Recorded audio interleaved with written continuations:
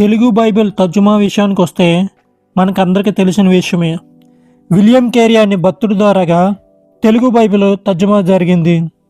అయితే చరిత్రను ఒకసారి పరిశీలన చేస్తే విలియం కేరీ కంట ముగ్గురు వ్యక్తులు తెలుగు బైబిల్ని తర్జుమా చేశారనేసి వివరాలు తెలిసాయి. ఈ ముగ్గురు వ్యక్తులు కూడా తెలుగు బైబిల్ని తర్జుమా చేశారు, కానీ కాకపోతే ముద్రించడానికి వాళ్ళకి పర్మిషన్ ఇవ్వలేదు. కాబట్టి వాళ్ళ గురించి ఎవరికీ తెలీదు. అసలు ఆ ముగ్గురు ఎవరు, వాళ్ళ పేర్లు ఏమిటి?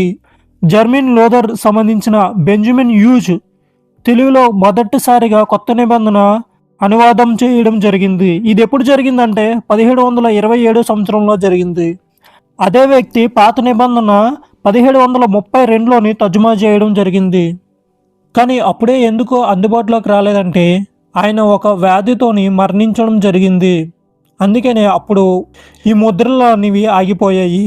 రెండో తర్జుమా ఎప్పుడు జరిగిందంటే 1742 సంవత్సరంలో జర్మనీకి సంబంధించిన ఫిలిప్ హెబ్రిషన్ అనే వ్యక్తి తెలుగులో తర్జుమా చేయడం జరిగింది. కానీ ఇది కూడా అందుబాటులోకి రాలేదు.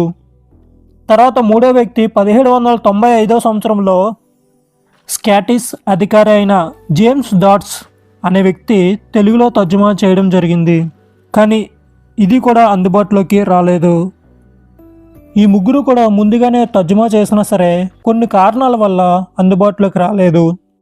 ముఖ్యంగా ఇప్పుడు మన చేతిలో ఉన్న బైబిల్ మాత్రం విలియం కేరీ టీము ముద్రించడం జరిగింది. 1805 నుంచి 1811 వరకు తర్జుమా చేయడం జరిగింది.